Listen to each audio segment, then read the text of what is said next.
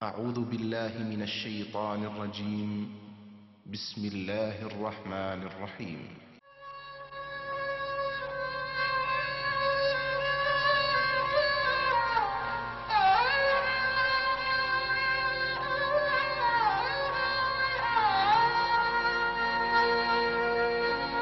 الف اللہ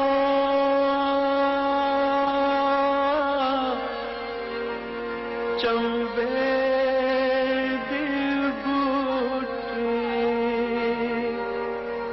میرے من وچ مرشد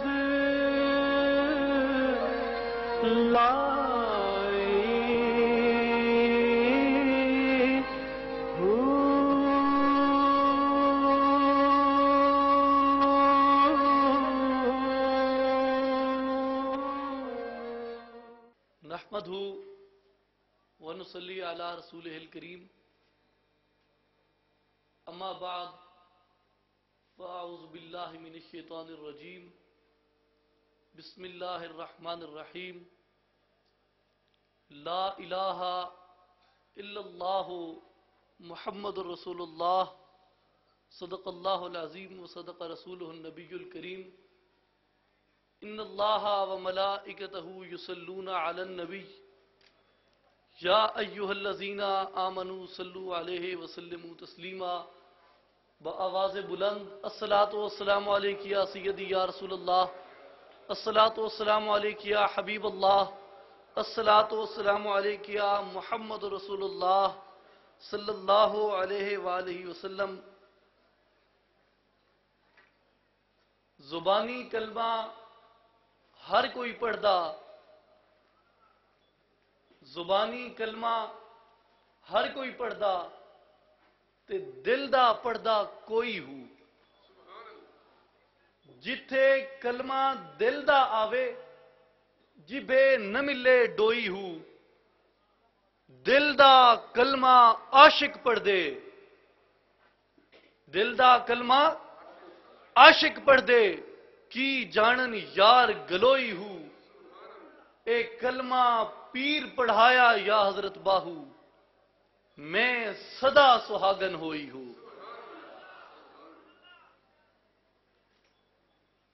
رہے ہیں اور ہیں فرعون میری گھات میں اب تک،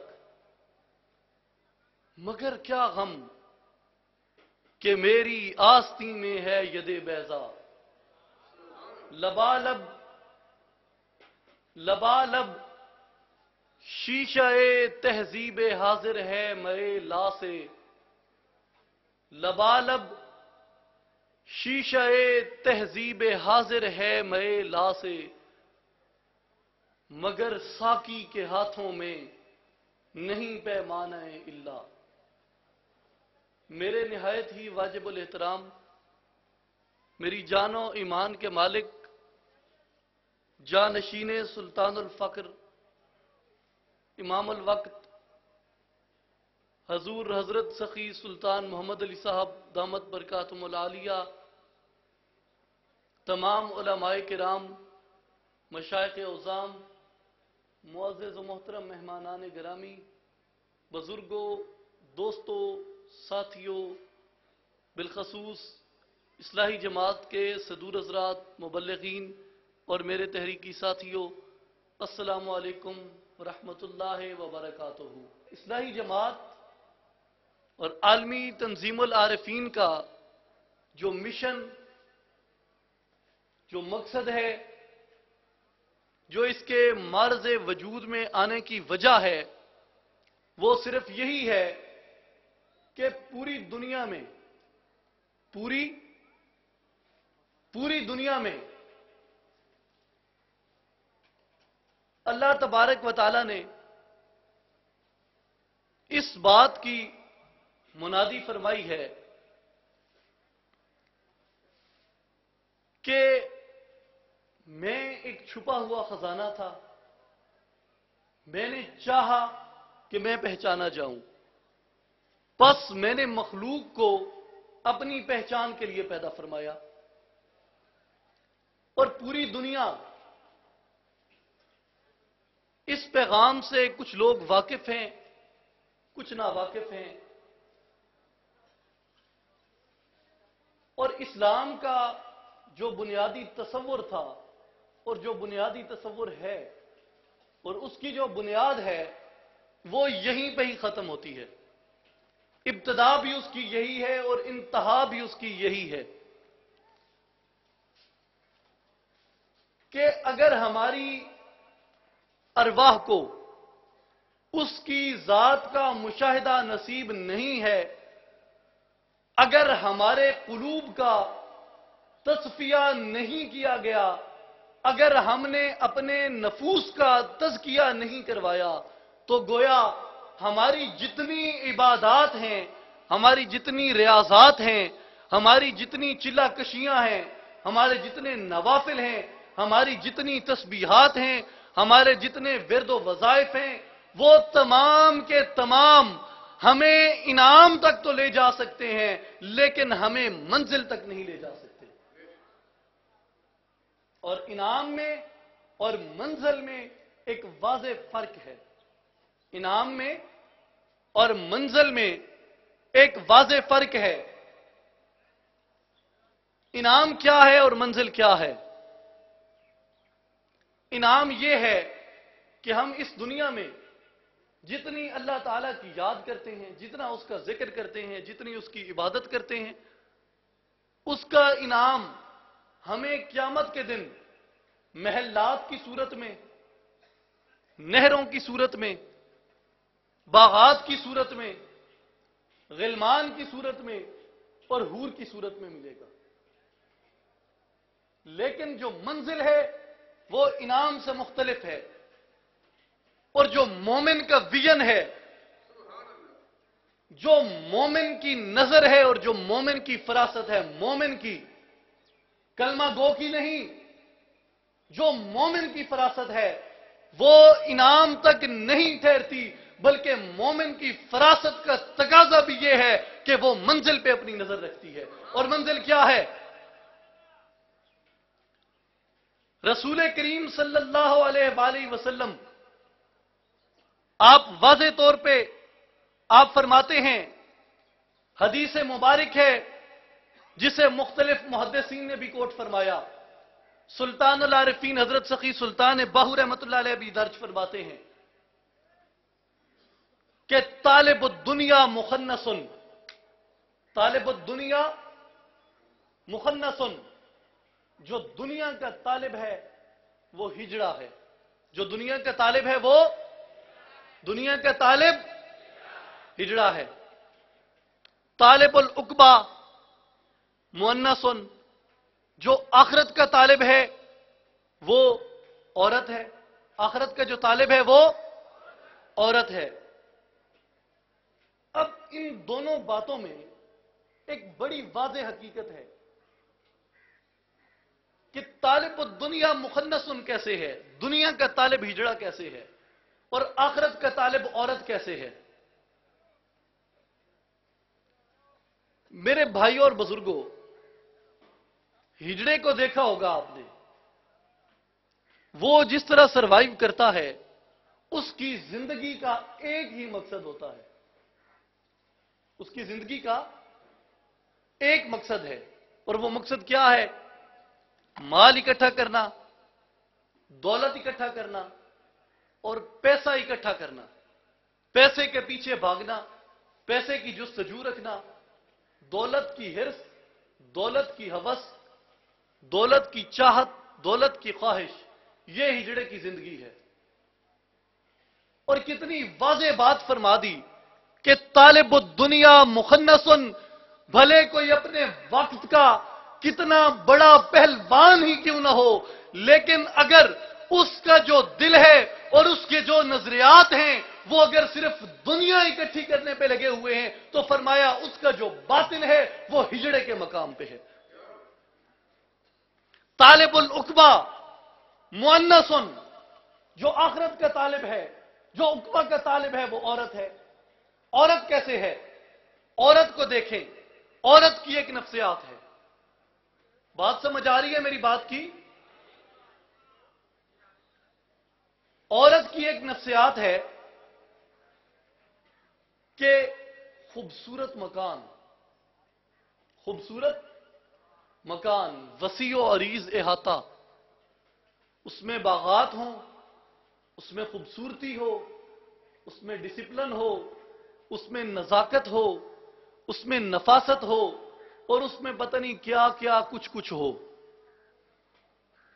یہ ساری کی ساری جتنی سوچ ہے، اس کا جو محور اور مرکز ہے وہ عورت کا دماغ ہے. طالب العقبہ مؤنث. اب جو آخرت کا طالب ہے وہ عورت کیسے ہے کہ حوریں ملیں گی، محلات ملیں گے، باغات ملیں گے، غلمان ملیں گے، نہریں ہوں گی، سبزہ ہوگا، میرا حکم چلے گا، میری ہر خواہش پوری ہوگی، میری ہر ہوس پوری ہوگی، میری ہر چاہت پوری ہوگی. یہ تمام کی تمام جو سوچ ہے یہ عورت کی سوچ ہے. اور طالب العقبہ مؤنث، بھلے کوئی اپنے دور کا، کوئی اپنے وقت کا کتنا بڑا پہلوان کراٹے باز ہی کیوں نہیں ہے، لیکن اگر اس کی جو سوچ کا محور ہے، اس کی جو عبادت کا مرکز ہے، اگر وہ عقبہ ہے، وہ جنت ہے، تو فرمایا ابھی تک وہ عورت کے مقام پہ ہے. اب دیکھیں مرد کون ہے، مرد کسے کہتے ہیں، مرد کی سوچ کیا ہے، اور جو مومن کا مقصود ہے وہ کیا ہے.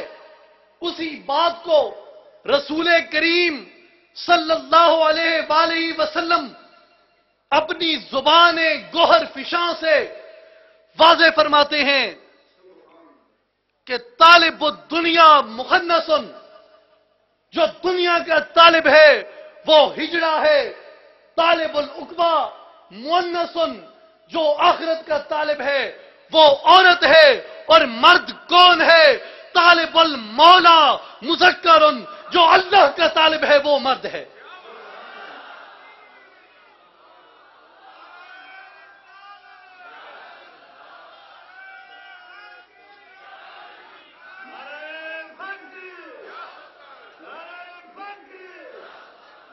اور دیکھیں مرد کون ہے؟ جو اللہ کا طالب ہے. مرد کون ہے؟ جو اللہ کا طالب ہے. اگر اس کی سوچ اور اس کی عبادت کی جو فراست ہے وہ اس سے نیچے ہے تو یا وہ خسرا ہے یا وہ عورت ہے. اب پتہ چلا کہ دنیا بھی منزل نہیں ہے، دنیا ایک امتحان گاہ ہے جس میں ہم نے اپنے اپنے امتحان دے کے جانا ہے. اور عقبہ کیا ہے، جنت کیا ہے؟ وہ ہماری عبادت کا، ہماری ریاضت کا، ہماری تسبیحات کا، ہمارے اوراد و وظائف کا، ہماری شب بیداری کا، ہماری چلہ کشی کا انعام ہے. لیکن ہماری ان تمام باتوں کی منزل نہیں ہے. اور منزل کیا ہے؟ منزل کسے کہتے ہیں؟ منزل ہمارا مقصود ہے. اور مقصود کیا ہے؟ مقصود ہمارا مطلوب ہے. اور مطلوب کیا ہے؟ ہم جس کے طالب ہیں وہ ہمارا مطلوب ہے. اور مردانگی کی طلب کس کی طلب ہے؟ اللہ کی طلب ہے. اور شہنشاہ بغداد محی الدین حضرت شیخ عبد القادر جیلانی رضی اللہ تعالی عنہ، آپ اپنے فارسی دیوان میں فرماتے ہیں کہ شکر للہ کے مردیم و رسیدیم بدوست. شکر للہ کے مردیم و رسیدیم بدوست، آفری باد بری ہمت مردانہ موت. کہ اللہ کا شکر ہے، اللہ کا شکر ہے کہ میں مرد ہوں، اللہ کا شکر ہے کہ میں مرد ہوں، اور مردانگی کی نشانی کیا بیان فرمائی؟ رسیدیم بدوست، کہ میں اپنے دوست کی بارگاہ میں پہنچ گیا ہوں۔ پتا چلا کہ جو منزل ہے، جو مرد کی منزل ہے، وہ کیا ہے؟ وہ دوست کی بارگاہ ہے، وہ دوست کا جلوہ ہے، وہ دوست کی معرفت اور دوست کی پہچان ہے۔ اور اس سے نیچے نیچے سب واعظوں کی باقی رنگین بیانیاں ہیں، اس سے نیچے اس سے بڑھ کے کچھ نہیں ہے۔ اور یہ مشن ہے اصلاحی جماعت کا اور عالمی تنظیم العارفین کا کہ خدا را اپنی اس فراست کو بلند کرو، تم مومن ہو، تم مومن ہو، تم انسان ہو، خدا را اسی دنیا داری کے تقاضے کو سامنے رکھو کہ جنت مومن کی منتظر ہے۔ مومن جنت کا منتظر کیوں ہے؟ جنت مومن کی منتظر ہے، مومن جنت کا منتظر کیوں ہے؟ میں اس کی اکثر ایک مثال دیا کرتا ہوں کہ دنیا داری کا ایک تقاضا ہے، ہمیشہ جو جونیئر ہوتا ہے وہ سینئر کو اوبے کرتا ہے، جو جونیئر ہوتا ہے وہ سینئر کے حکم کا منتظر ہوتا ہے، اور جو سینئر ہے اس کو جونیئر کی محتاجی نہیں ہوتی۔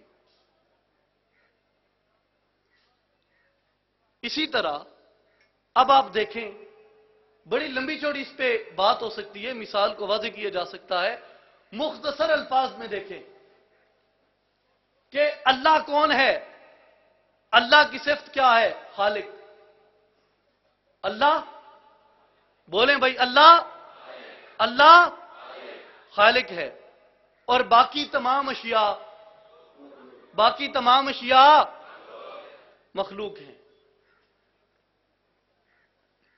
اور جنت کیا ہے؟ جنت کیا ہے؟ دوزخ کیا ہے؟ آسمان کیا ہے؟ زمین کیا ہے؟ انسان کیا ہے؟ حیوان کیا ہے؟ جن کیا ہیں؟ بولیں بھائی، جن کیا ہیں؟ اور فرشتے کیا ہیں؟ حوریں کیا ہیں؟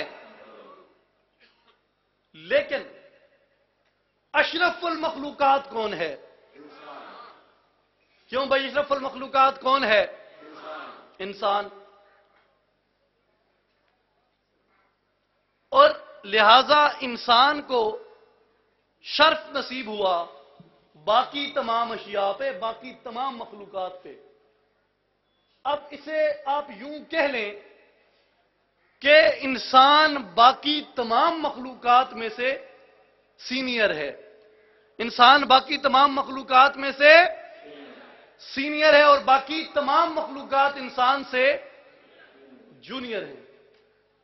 اب سینئر جونیئر کو اوبے کرے گا، سینئر جونیئر کو اوبے کرے گا، یا جونیئر سینئر کو اوبے کرے گا؟ جونیئر سینئر کے حکم کا پابند ہے، اور انسان جونیئر ہے یا سینئر ہے؟ اب منتظر کون ہوگا، جنت یا انسان؟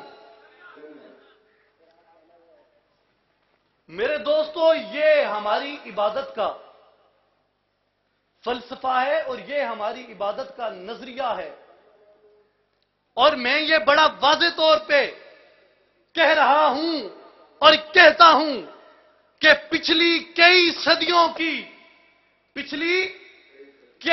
صدیوں کی جو سب سے بڑی اسلام کے اندر ایک تبلیغی غلطی ہے، وہ یہی ہے کہ ہماری عبادت کا جو مقصود تھا اس کو ہٹا کے جنت کو ہماری عبادت کا مقصود بنا دیا ہے۔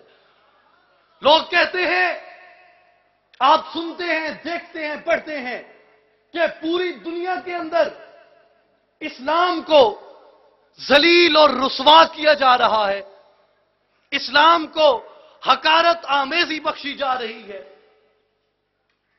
اور اسلام کو، مسلمانوں کو پوری دنیا کے اندر جور و جبر کا نشانہ بنایا جا رہا ہے. کیوں؟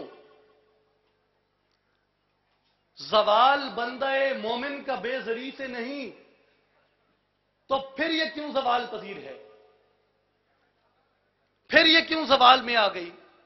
جب اللہ کہہ رہا ہے کنتم خیر امتن، یہ میری محبوب امت ہے، تو پھر یہ زوال کیوں؟ یہ پستی کیوں؟ یہ ضلالت، یہ رسوائی کیوں؟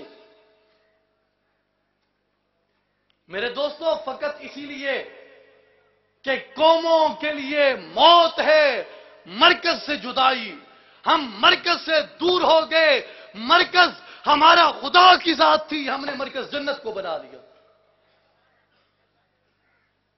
میرے دوستو، سب سے پہلے ہم کوئی بھی عبادت کر رہے ہیں، کوئی بھی جستجو کر رہے ہیں، کوئی بھی ریاضت کر رہے ہیں، کوئی وظیفہ کر رہے ہیں، کوئی ذکر کر رہے ہیں، کوئی بھی نیک کام کر رہے ہیں، ہمارا مقصود اور ہمارا مطلوب کیا ہونا چاہیے؟ اللہ کی ذات. اور میں نے آپ کے سامنے اپنے خطبے کے اندر کلمہ شریف پڑھا. کیا پڑھا؟ کلمہ شریف. لا الہ الا اللہ محمد الرسول اللہ صلی اللہ علیہ وسلم. تمام آواز بآواز بلند پڑھ دے تمام افراد. لا الہ الا اللہ محمد الرسول اللہ صلی اللہ علیہ وسلم.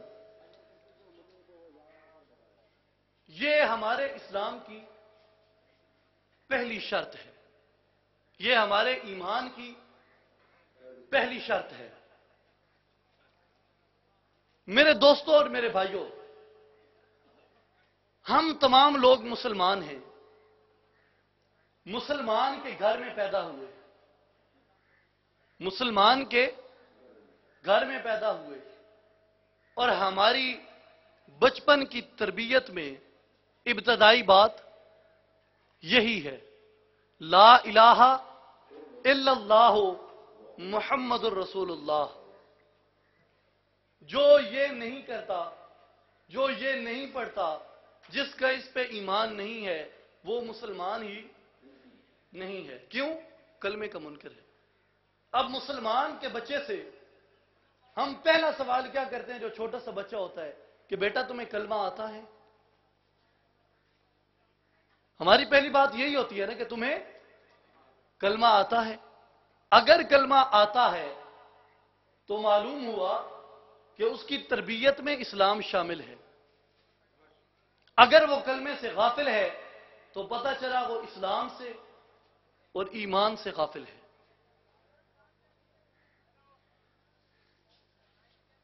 اب میں یہی بات عرض کرتا ہوں کہ کلمہ صاحب اسلام کی نشانی ہے، کلمہ صاحب اسلام کی نشانی ہے.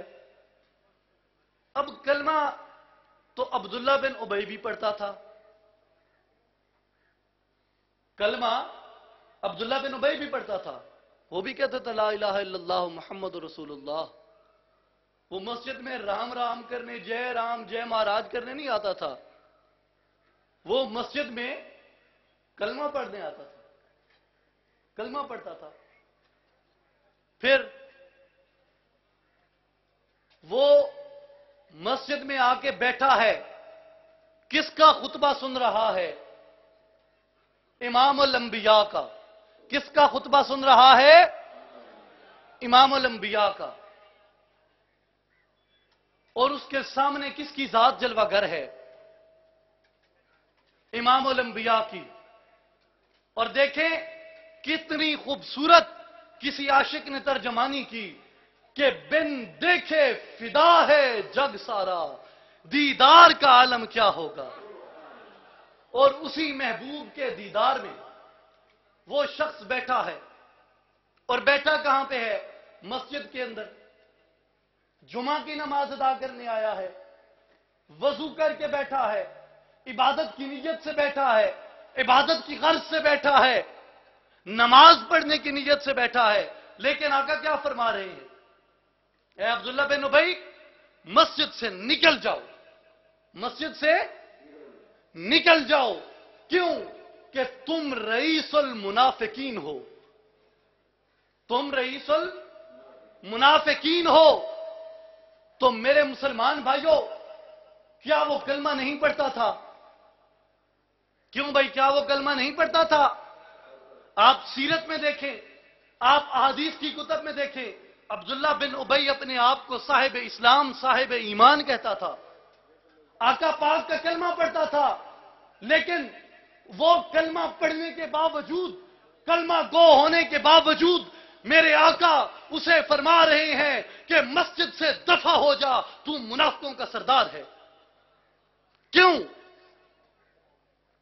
فقط اس لیے کہ خرد نے کہہ بھی دیا لا الہ تو کیا حاصل، دل و نگاہ مسلمان نہیں تو کچھ بھی نہیں۔ اس کی زبان نے، اس کی عقل نے تو کلمہ پڑھ لیا تھا، لیکن اس کے دل نے اور اس کی نگاہ نے ابھی تک اس کلمے کی تصدیق نہیں کی تھی۔ اور جب کلمے کی تصدیق نہیں ہے تو فرمایا فخرج من المسجد، مسجد سے دفع ہو جا۔ کیوں؟ انت رئیس المنافقین۔ اب کلمے کی حقیقت کیا ہے؟ کلمے کی تصدیق کب ہوتی ہے؟ ذرا غور کریں۔ حضرت سلطان باہو رحمت اللہ علیہ، آپ نے 140 کتب کم و بیش تصنیف فرمائی، اور ان تمام کتب کا جو لب لباب ہے وہ صرف 3 حروف ہیں، وہ صرف 3 حروف ہیں۔ آپ کی کوئی کتاب پڑھ لیں، کوئی کلام لے لیں، نثر ہو یا نظم ہو، 3 حروف پہ بات ختم ہوگی۔ اس میں اللہ ذات،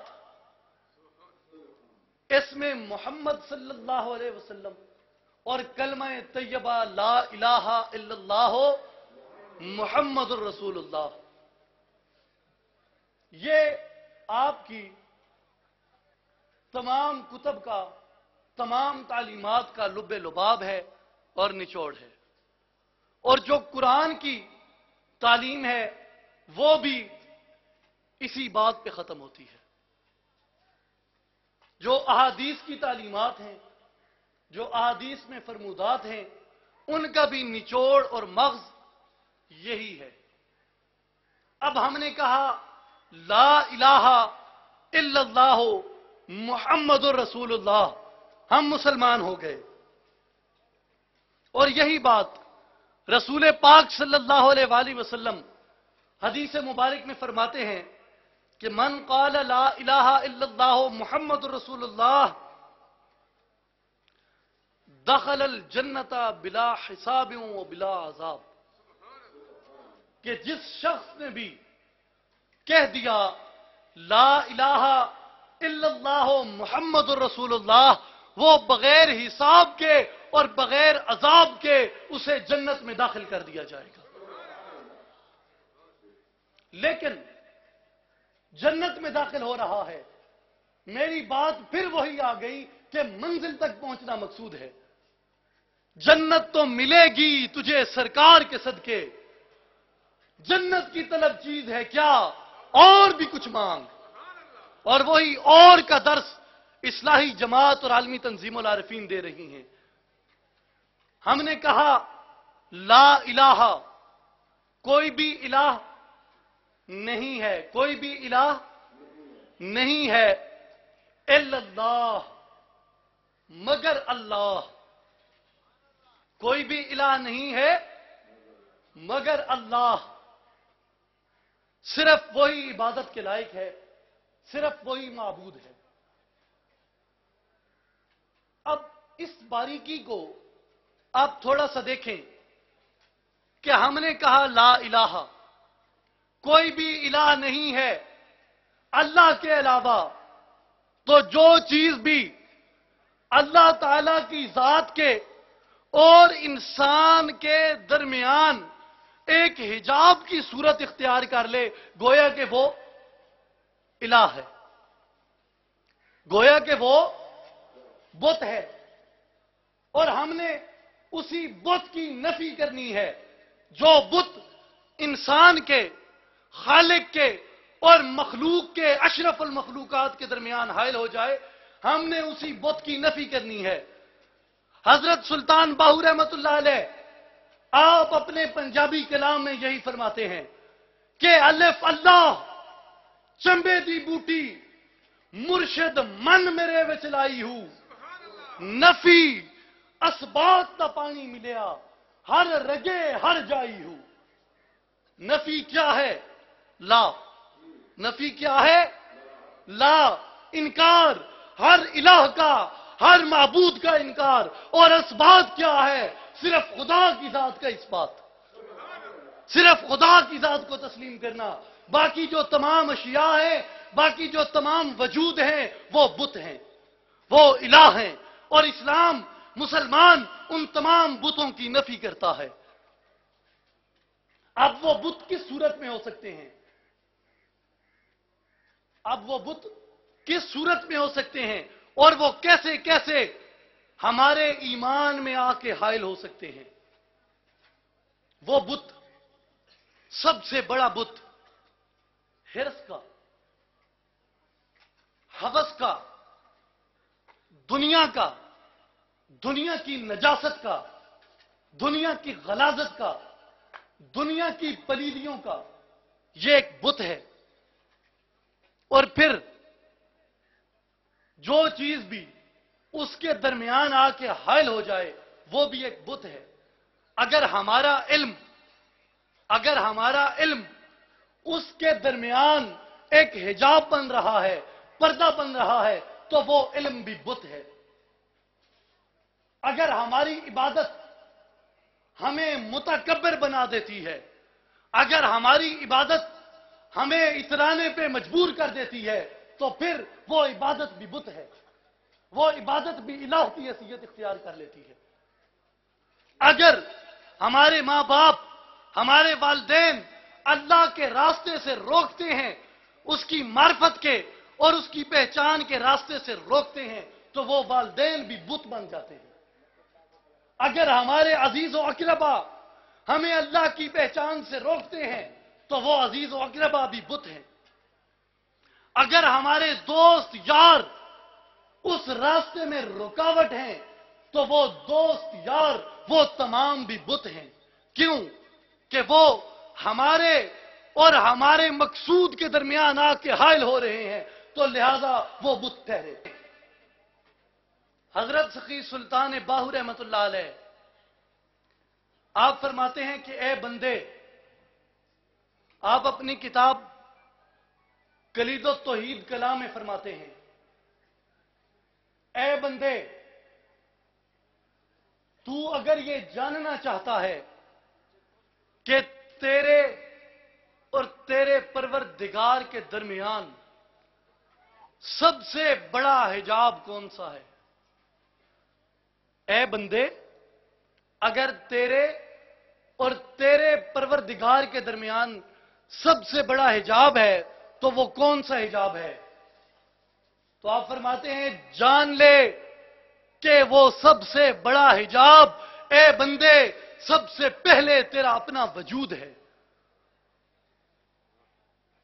اب کلمہ کیا کہہ رہا ہے؟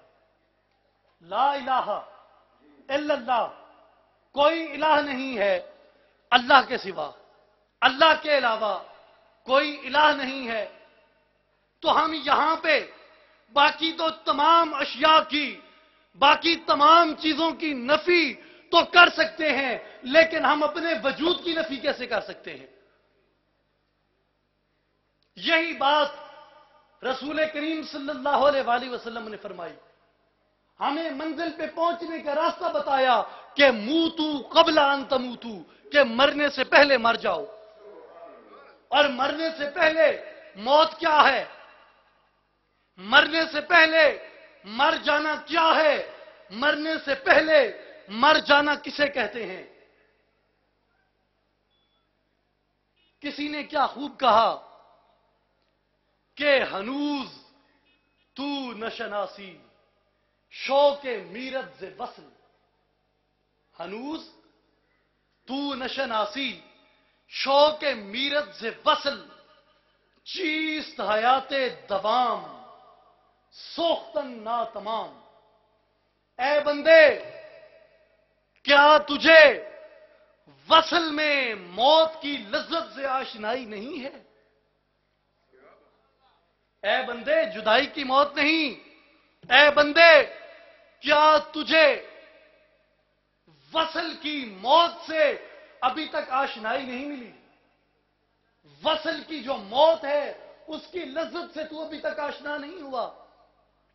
چیست حیات دوام، جان لے ہمیشہ کی زندگی کیا ہے، سوختن ناتمام، اس ناتمام وجود کی، اس مادی سفلی کثیف جسم کی نفی کر دینا، اس کا نام ہے موتو قبل ان تموتو۔ اللہ فرما رہا ہے اے ابن آدم، ایک تیری چاہت ہے اور ایک میری چاہت ہے، ایک تیری چاہت ہے اور ایک میری چاہت ہے، اور ہوگا وہی جو میری چاہت ہے۔ اللہ فرما رہا ہے ہوگا وہی جو میری چاہت ہے، لیکن اگر تم نے اپنے آپ کو میری چاہت کے سپرد کر دیا تو میں تجھ کو تیری چاہت بھی عطا کروں گا، اور اگر تو نے میری چاہت سے روگردانی کر لی تو میں تجھ کو تیری چاہت میں بھی تھکا دوں گا، پھر کیا ہوگا؟ وہی ہوگا پھر بھی جو میری چاہت ہے۔ اب دیکھیں اللہ کی کیا چاہت ہے۔ اب ہماری بقا کس میں ہے کہ ہم اللہ کی چاہت کو پورا کریں، ہم اللہ کی چاہت کو پورا کریں۔ اگر اس کی چاہت کو پورا کرتے ہیں تو اس میں ہماری بقا ہے، اگر ہم اس کی چاہت کو پورا نہیں کرتے تو اس میں ہماری بقا نہیں ہے، اس میں ہماری سلامتی نہیں ہے۔ اب اللہ کی کیا چاہت ہے؟ اللہ کیا چاہتا ہے؟ اللہ کی چاہت کیا ہے؟ اللہ فرما رہا ہے کہ کن تو کنزن مخفین، کن تو کنزن مخفین، میں ایک چھپا ہوا خزانہ تھا۔ فَأَرَدْتُ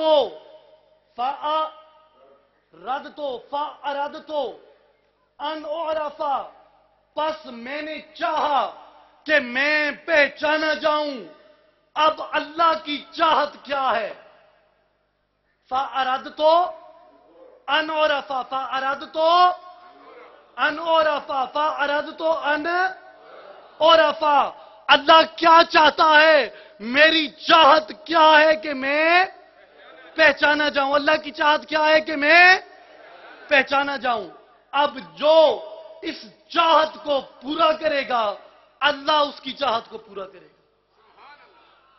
جو اس چاہت کو پورا کرے گا اللہ اس کی چاہت کو پورا کرے گا، اور جس نے اس چاہت سے روگردانی کر لی اللہ کیا فرما رہا ہے؟ میں تجھے تیری چاہت میں تھکا دوں گا۔ اب اللہ کی یہ چاہت ہے کہ ہم نے اس کی پہچان حاصل کرنی ہے، اور پہچان کیسے ہوگی؟ پہچان کیسے ہوگی؟ یہی بات آقا کریم علیہ الصلوۃ والسلام فرماتے ہیں کہ من عرف نفسہ فقد عرف ربہ، جس نے اپنے آپ کو پہچان لیا پس تحقیق اس نے اپنے رب کو پہچان لیا۔ جس نے اپنے آپ کو پہچان لیا پس تحقیق اس نے اپنے رب کو پہچان لیا۔ اب اپنے آپ کی پہچان سے کیا مراد ہے؟ اپنے من میں ڈوب کر پاجا سراغ زندگی، اے تن رب سچے دا حجرا، وچ پا فقیرہ جاتی ہوں، نہ کر منت خواج خدردی، تیرے اندر آپ حیاتی ہوں، شوق دا ڈیوا بال اندھیرے مطلبی یار کھڑاتی ہوں، تو وہ کہاں سے ملے گا؟ ہمیں اپنے ہی اندر سے ملے گا، اور اندر سے کب ملے گا؟ جب ہم اپنے اس وجود کو ختم کر دیں گے۔ اور یہ وجود کیسے ختم ہوگا؟ اس وجود کی نفی کیسے ہوتی ہے؟ اس وجود کی نفی سے یہ مراد نہیں ہے کہ ہم اس وجود کو زمین میں دفنا دیں، ہم اس وجود کو آگ میں ڈال دیں۔ اس وجود کی نفی کیا ہے؟ اس وجود کی نفی یہ ہے کہ حضرت سقی سلطان باہو رحمت اللہ علیہ آپ فرماتے ہیں کہ اس وجود کی نفی سے مراد یہ ہے کہ اے بندے اپنے اس وجود میں جھانک کہ اس وجود کے اندر کون جلوہ گر ہے، اور جو جلوہ گر ہے اس کی ذات کو اپنی خواہشات کے اوپر غالب کر دے۔ پھر کیا ہوگا؟ پھر اسی وحدہ لا شریک ذات کا جو نور ہے وہ تیرے وجود پہ غالب آ جائے گا، اور تیرے وجود پہ جو رنگ ہوگا وہ کس کا ہوگا؟ صبغت اللہ، وہ اللہ کا رنگ ہوگا، اور تیرا جو وجود ہے وہ مٹ جائے گا۔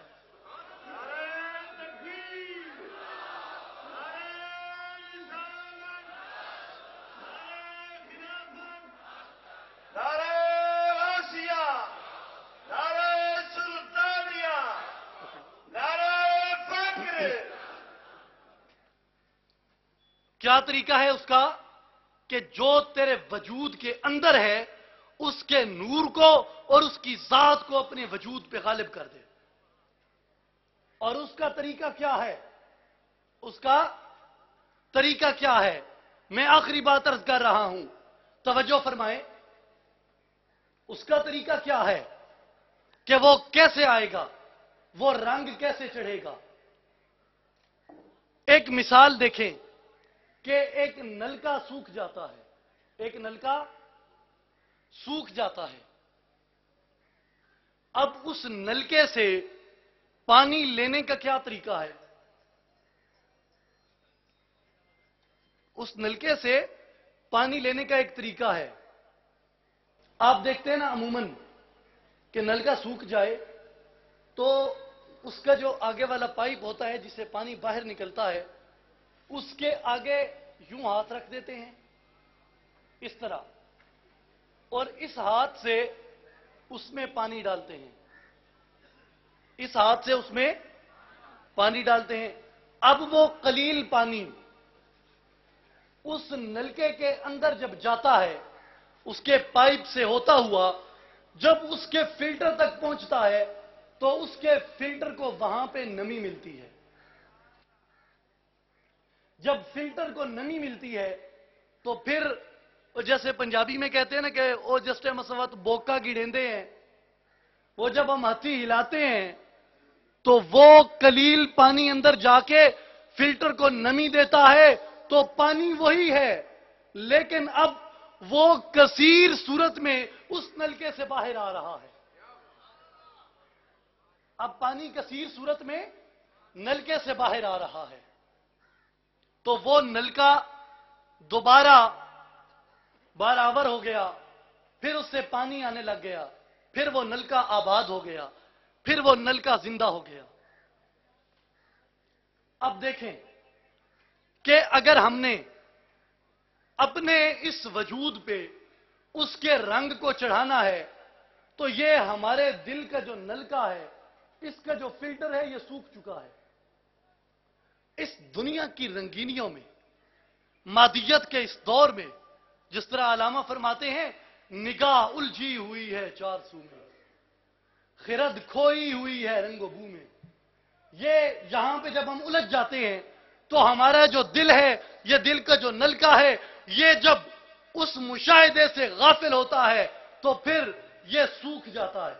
جب یہ سوکھ گیا تو اب اسے آب قلیل کی ضرورت ہے۔ پانی وہی ہوگا، حیات وہی ہوگی، صورت وہی ہوگی، وہی عین بعین وہی پانی ہوگا، لیکن ہوگا کیا؟ ایک دائرے میں۔ اور اس کا جو طریقہ حضرت سخی سلطان باہو رحمت اللہ علیہ فرماتے ہیں، اے بندے اب وہ پانی کیا ہے جو تو نے اپنے اس سوکھے ہوئے نلکے کے اندر ڈالنا ہے؟ آپ فرماتے ہیں کہ اے بندے، سب سے پہلے ایسا مرشد کامل تلاش کر جس کی بارگاہ سے، ایسا مستری تلاش کر جس کی بارگاہ سے تجھے یہ گر نصیب ہو جائے۔ وہ مستری کیا کرے گا؟ وہ طبیب کیا کرے گا؟ وہ مرشد کیا کرے گا؟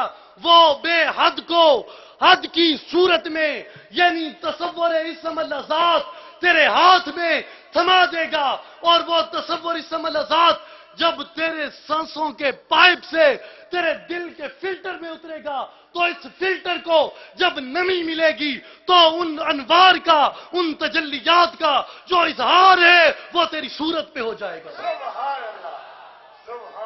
اور دیکھیں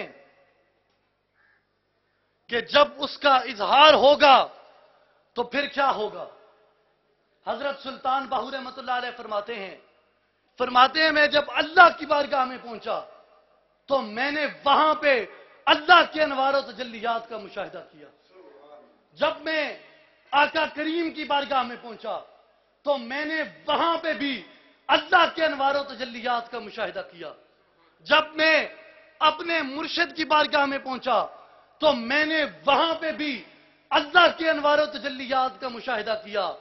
پھر فرماتے ہیں میں نے فقیر باہو نے اپنے وجود پہ نظر دوڑائی، میں نے اپنے پورے وجود میں اللہ کے انوار و تجلیات کو دیکھا، حتیٰ کہ کائنات کے ذرے ذرے میں نظر دوڑائی، کائنات کے ذرے ذرے میں اس کے انوار و تجلیات کو دیکھا۔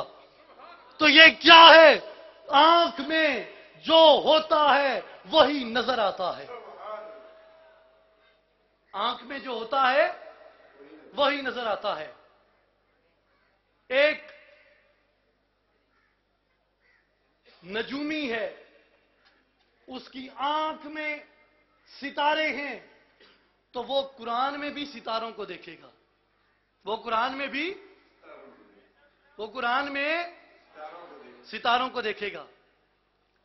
ایک فلسفی ہے،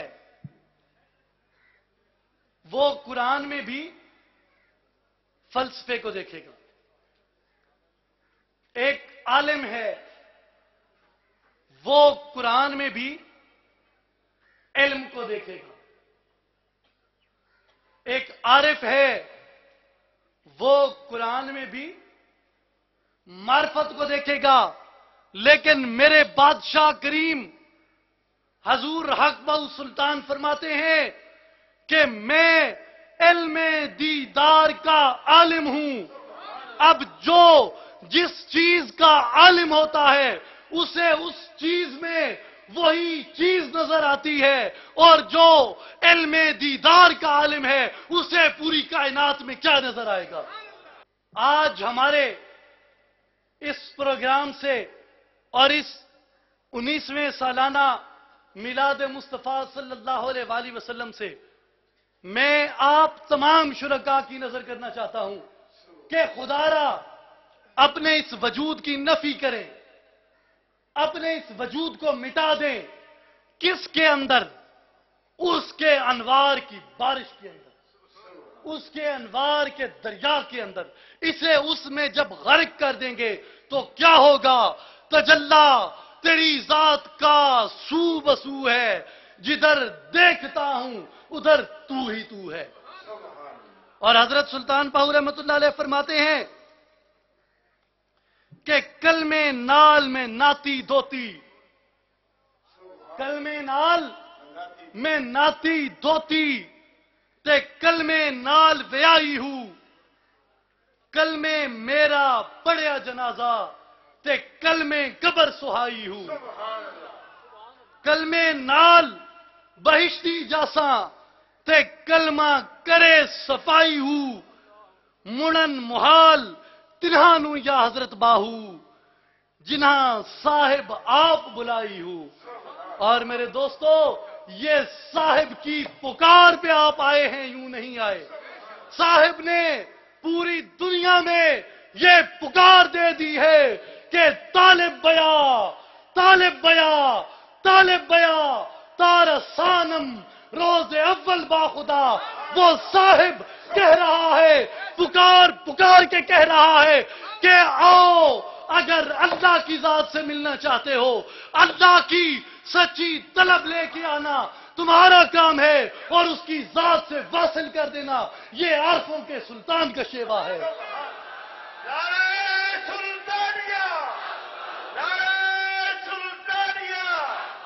اور یہ چیز نصیب کہاں سے ہوتی ہے؟ یہ چیز کسی مرشد کامل کی بارگاہ سے نصیب ہوتی ہے، کسی مرشد کامل کی بارگاہ سے نصیب ہوتی ہے۔ اور جب تک مرشد کامل نہیں ملا تب تک انسان انعام تک ہی بھٹکتا رہتا ہے، منزل تک کبھی نہیں پہنچ سکتا۔ مرشد کیا کرتا ہے؟ مرشد اپنی نظر کرم سے، اپنی نظر توجہ سے اس کے دل کو پاک کر دیتا ہے اور دل کے حجابات کو اٹھا دیتا ہے، اور جب دل کا حجاب اٹھتا ہے تو دل میں کون ہے؟ اللہ۔ اور حضرت سلطان پاہو رحمت اللہ علیہ فرماتے ہیں، نہ میں سیر تے نہ پا چھٹاکی، نہ پوری سرسائی ہوں، نہ میں تولا تے نہ میں ماشا، ہن گل رتیاں تے آئی ہوں، رتی ہوواں تے ون رتیاں تلا، او بھی پوری نائی ہوں، سبے تول برابر حسن یا حضرت باہو، جدوں ہو سی فضل خدائی ہوں۔ مرشد کا جو فضل ہے، مرشد کا جو کرم ہے، سورت پیر دی کشتی امان میاں، وہی فضل خداوندی کا ذریعہ ہے، وہی فضل خداوندی ہے۔ آقا پاک جب معراج کی رات اللہ کے حضور حاضر ہوئے، اللہ نے فرمایا کہ اے محبوب، جب محبوب کے پاس آتا ہے تو کوئی تحفہ لے کے آتا ہے، آپ میری بارگاہ کے اندر کون سا تحفہ لے کے آئے ہیں؟ عرض کی الہی، میں وہ تحفہ لے کے آیا ہوں جو تیری بارگاہ میں نہیں ہے، جو تیری بارگاہ میں نہیں ہے۔ اللہ نے فرمایا اے محبوب، میں کائنات کا خالق، میں کائنات کا مالک، کون سی ایسی چیز ہے جو میری بارگاہ میں نہیں ہے؟ الہی، تو بے نیاز ہے دنیا میں واحد، تو واحد وہ ذات ہے خالق کہ تیری بارگاہ میں کبریائی ہی کبریائی ہے، تیری بارگاہ میں بڑائی ہی بڑائی ہے، میں تیری بارگاہ کے اندر عاجزی کا تحفہ لے کے حاضر ہوا ہوں۔ تو ہمیں کیا درس ملتا ہے؟ عاجزی کا، عجز کا، اس کی بارگاہ میں عجز کا۔ اور آج جو پوری مسلم امہ کے جو حالات ہیں وہ ہم سے یہی تقاضا کرتے ہیں کہ ہم ایک دوسرے کی ضد بازی کو چھوڑیں، ہم اس تکبر کو اور اس انانیت کو چھوڑیں۔ یہ جو ہم نے علامہ فرماتے ہیں کہ فرقہ بندی ہے کہیں اور کہیں ذاتیں ہیں، کیا زمانے میں پنپنے کی یہی باتیں ہیں؟ تو ان باتوں سے اب ہمیں تھوڑا ماورا جانا ہے، تھوڑا آگے جانا ہے، اور آگے جا کے آگے کی سوچ کے صرف کس بات پہ کہ ہمارا مرکز اور محور اللہ کی ذات ہے، اور جب وہ مرکز ہمارے دلوں میں قائم ہو جائے گا تب ہمارا جو اتحاد ہے وہ بھی قائم ہو جائے گا۔ اور آپ کو میں بڑی نوید کے ساتھ یہ بات عرض کرتا ہوں کہ سلطان العارفین حضرت سلطان باہو رحمت اللہ علیہ کے آستانہ عالیہ سے نظریہ اقبال کے مطابق کہ نکل کر خانقاہوں سے ادا کر رسم شبیری، تنظیم العارفین کو میرے مرشد کریم نے مارز وجود میں لایا، اور آج وہ تنظیم العارفین ہے جو پوری دنیا میں وہ واحد جماعت ہے جو اتحاد امت کے پیغام کو لے کے چلی ہے۔ اور ہم یہ واضح طور پہ کہتے ہیں کہ ہم اتحاد کلموں کا یا کوئی ایگریمنٹ سائن کر دینے کے اتحاد کے قائل نہیں ہیں، ہم وہ اتحاد چاہتے ہیں جو اتحاد زبان کا اور دل کا اتحاد ہو. کیوں کہ جب تک فرد کے اندر اتحاد پیدا نہیں ہوتا تب تک معاشرے کے اندر اتحاد پیدا نہیں ہوتا. میں بالخصوص یہاں پہ اپنے میڈیا سے تعلق رکھنے والے بھائیوں کو مخاطب کر کے یہ بات کہنا چاہوں گا کہ بنیادی کردار فرد ہے، معاشرہ نہیں ہے. معاشرے کی پہچان فرد سے ہوتی ہے، اور جب تک فرد کی اصلاح نہیں ہوتی تب تک معاشرے کی اصلاح نہیں ہوتی. اور جب تک آپ دیکھیں یہ امت کے اندر خرابی کیسے پھیلی. فرد خراب ہوا، فرد نے محلے کو، محلے نے بستی کو، بستی نے علاقے کو، علاقے نے شہر کو، شہر نے خطے کو، خطے نے صوبے کو، صوبے نے ملک کو، اور ملک نے پورے اسلامی معاشرے کو خراب کیا. یہ ایک اس کا تسلسل ہے مختصر الفاظ کے اندر ہماری تباہی کا. اب ضرورت کیا ہے؟ اوپر سے نیچے آنے کی نہیں، نیچے سے اوپر جانے کی ضرورت ہے. فرد کی اصلاح، پھر معاشرے کی اصلاح. اور فرد کی اصلاح کیسے ہوگی؟ پہلے فرد کے اندر اتحاد پیدا کیا جائے. اور فرد کا اتحاد کیا ہے؟ زبان کا اور دل کا اتحاد ہو کہ خرد نے کہہ بھی دیا لا الہ تو کیا حاصل، دل و نگاہ مسلمان نہیں تو کچھ بھی نہیں. دل کو اور نگاہ کو بھی اس زبان کے ساتھ کلمہ پڑھانا ہے اور وہ مشاہدہ ذات عطا کرنا ہے. اور انشاءاللہ تعالی ہم اہل خرد نہیں ہیں کہ تنقید میں پڑیں، ہم اہل جنون ہیں جو ہمیشہ پر امید رہتے ہیں. شب گریزاں ہوگی آخر جلوہ خورشید سے، اور یہ چمن معمور ہوگا نغمہ توحید سے. نومید نہ ہو ان سے اے رہبر فرزانہ، کم کوش تو ہیں لیکن بے ذوق نہیں راہی. ولا تہنوا ولا تحزنوا، انشاءاللہ تعالی فتح حق کی ہوگی. اور فتح انشاءاللہ تعالی دنیا دیکھے گی کہ پوری دنیا کے اوپر جو فتح کا جھنڈا ہے، کا پاک کے گنبد خضرا کا جھنڈا ہے، وہ جھنڈا سلطان العارفین کا جھنڈا ہوگا، اور وہ جھنڈا تنظیم العارفین کا جھنڈا ہوگا.